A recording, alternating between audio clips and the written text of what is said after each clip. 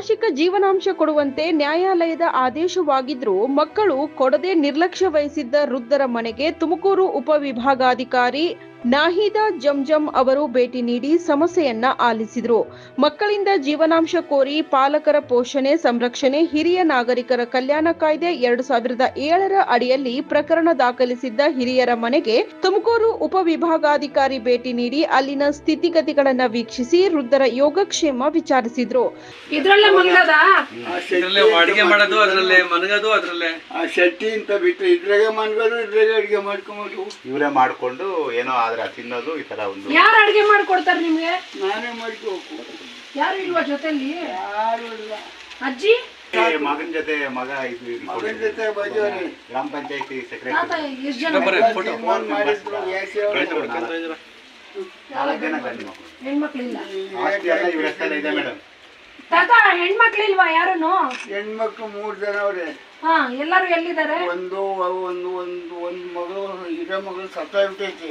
ಅಲ್ಲ ತಾತ, ಈಗ ಹೆಣ್ಮಕ್ಳು ಎಲ್ಲಿದ್ದಾರೆ? ಹೆಜ್ಜೆಗೆ ಒಬ್ರವ್ರೆ, ಸೋಂಪುರದಾಗ ಒಬ್ರವ್ರೆ, ಮದ್ಗಿರಿತಾವ ಮದ್ಗಿರಿಯಲ್ಲಿ. ಮದ್ಗಿರಿ. ಈಗ ನಿಮ್ ಜೊತೆ ಯಾರಿದ್ದಾರೆ? ಅಡಿಗೆ ಯಾರು ಮಾಡ್ತಾರೆ? ನಾನೇ ಮಾಡ್ಕೋಬೇಕು. 6 ವರ್ಷ ಇದಾಯ್ತಲ್ಲ ಯಾರಿಂದ ಅಡಿಗೆ ಮಾಡ್ಕೊಳಕ್ಕೆ? ನಮ್ಮ ಸೊಸೆ ನೋಡ್ಕೊಳಲ್ವಾ? ಪಕ್ಕದ ಮನೇಲಿ ಇದಾರಲ್ಲ, ಸೊಸೆ ನೋಡ್ಕೊಳಲ್ವಾ? ಯಾರು ಪಕ್ಕ ಬಾರಮ್ಮ ಇಲ್ಲಿ ಸೊಸೆ. ನನ್ನ ತಮ್ಮನ ಮಗಳು ಅವ್ರನ್ನ ಬೈತಾರೆ. ಏನಾಯ್ತು? ಇದು ಯಾಕೆ ಬಿದ್ದಿರೋದ? ನೆನ್ನೆ ದಿನ ಬಿದ್ದಿರೋದು. ನೆನ್ನೆ ಇಲ್ಲಿ 3 ಗೇಟ್ ಆಗ್ಬಿಟ್ಟೈತಿ. ಎಲ್ಲಿ ತೋರ್ಸಿದ್ರಿ? ಅಲ್ಲಿ ಶ್ರೀದೇವಿ ಬಂದಿದೆ. ಹೇಳ್ತೀನಿ, ಡಾಕ್ಟರ್ಗೆ ಹೇಳ್ತೀನಿ ತಾಳಿ. ತುಮಕೂರು ತಾಲೂಕು ಕೋರ ಹೋಬಳಿ ಮುದ್ದೇನಹಳ್ಳಿ ಗ್ರಾಮಕ್ಕೆ ಭೇಟಿ ನೀಡಿ ಮುದ್ದಯ್ಯ ಎಂಬ 90 ವರ್ಷದ ಹಿರಿಯ ನಾಗರಿಕರ ಸಮಸ್ಯೆಯನ್ನ ಆಲಿಸಿದ್ರು. 4 ಜನ ಗಂಡು ಮಕ್ಕಳಿದ್ದು ತಮ್ಮನ್ನ ಪಾಲನೆ ಪೋಷಣೆ ಮಾಡುತ್ತಿಲ್ಲ. ಈಗಾಗಲೇ ನ್ಯಾಯಾಲಯದಿಂದ ಮಾಸಿಕ 2,000 ರೂಪಾಯಿಗಳಂತೆ ಮಾಸಿಕ ಜೀವನಾಂಶ ಕೊಡಲು ಆದೇಶವಾಗಿದ್ರೂ ಮಕ್ಕಳು ಕೊಡದೆ ನಿರ್ಲಕ್ಷ್ಯ ತೋರುತ್ತಿದ್ದಾರೆ. ನನ್ನ ಜಮೀನನ್ನ 8 ಭಾಗ ಮಾಡಿಸಿ ಕೊಡಿ ಎಂದು ಮುದ್ದಯ್ಯ ಉಪವಿಭಾಗಾಧಿಕಾರಿಗಳಲ್ಲಿ ಮನವಿ ಮಾಡಿದ್ರು. ಸಮಸ್ಯೆ ಆಲಿಸಿದ ಉಪವಿಭಾಗಾಧಿಕಾರಿಗಳು ನಿಯಮದಂತೆ ಭಾಗಾಂಶದ ಪ್ರಕ್ರಿಯೆ ಮಾಡುವುದಾಗಿ ಭರವಸೆ ನೀಡಿದ್ರು. ನಾಹಿದಾ ಜಂಜಂ ಅವರು ತುಮಕೂರು ಉಪವಿಭಾಗ ಅಧಿಕಾರಿಯಾಗಿ ಅಧಿಕಾರ ವಹಿಸಿಕೊಂಡ ಮೇಲೆ ತುಮಕೂರು ಜಿಲ್ಲೆ ಹಿರಿಯ ನಾಗರಿಕರ ಮನೆಗಳಿಗೆ ಖುದ್ದಾಗಿ ಭೇಟಿ ಮಾಡಿ ಅವರ ಸಮಸ್ಯೆಗಳನ್ನ ಆಲಿಸುತ್ತಿರುವ ಬೆಳವಣಿಗೆ ಸಾರ್ವಜನಿಕ ವಲಯದಲ್ಲಿ ಮೆಚ್ಚುಗೆಗೆ ಕಾರಣವಾಗಿದೆ. ಎಲ್ಲ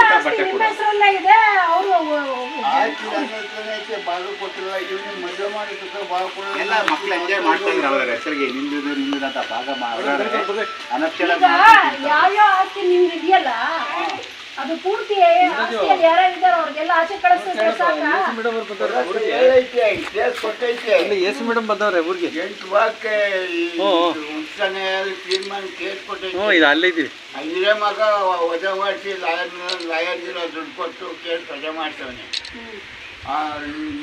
ಏನ್ ದುಡಿತಾರೆ? ಅವೇನ್ ದುಡಿತಾರೆ? ಮಕ್ಳು ಏನ್ ದುಡಿತಾರೆ? ಅವರು ಆರಂಭನೆ PCH ತೋರಿಸಿದ್ದವನ್ನ PCHಗೆ ಲಂಚ ಕೊಟ್ಟು ಸೇರಿಸಿ ಕೊಟ್ಟು ಆರ್ಡರ್ ಆಗಿತ್ತು. ಅದು ಕ್ಯಾನ್ಸಲ್ ಆಯಿತು.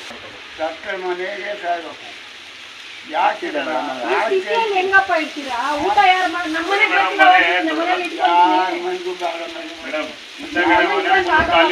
ನಾನೊಬ್ರಿಗೆ ತೊಂದರೆ ಕೊಡಬೇಕು. ರೂಮಲ್ಲಿ ದೊಡ್ಡದಾಗಿದೆ ಮೇಡಮ್. ಹಿಂದಕ್ಕೆ ಎಲ್ಲ ಓಪನ್ ಮಾಡಿಬಿಟ್ಟಿದ್ದೀವಿ. ಅವರು ಈಚೆ ಬಂದ್ರೆ ನಾನಲ್ಲೇ ಆ ಕಡೆಗೆ ಇರ್ತೀನಿ. ನಾನೆಲ್ಲ ಹೆಂಗಿರೋದಕ್ಕೆ ನನ್ನ ಬೇಕಂತ ಕೇಳಿ ಏನ್ ಕೆಲಸ ಕೆಲಸ ಮಾಡ್ತಿದ್ದೆ. 1 ರೂಪಾಯಿ ಕೊಡ್ತಾನೆ ಕೇಳಿ. ಕಮಲ್ದಾಗಿತ್ತು ಬೇಡ ಬಿಡಿ, ಒಂದು 10 ನಿಮಿಷ ಹೋಗ್ತಾರೆ ಸರ್. 1 ರೂಪಾಯಿನ ನೀವು ನೋಡಕ್ಕೆ ಒಂದು ಬಟ್ಟೆ ಕೊಟ್ಟಾರೆ. ಕುಡಿಯೋದು ಬರ್ತದಾಯ್ತು. ಆದೇಶ ಪಾಲನೆ ಮಾಡಲ್ಲ ನಾವು. ನಾವೇನ್ ಮಾಡೋಣ? ಕುಡಿಯೋದು ಏನ್ ಮಾಡೋದ? ನಮ್ಗೆ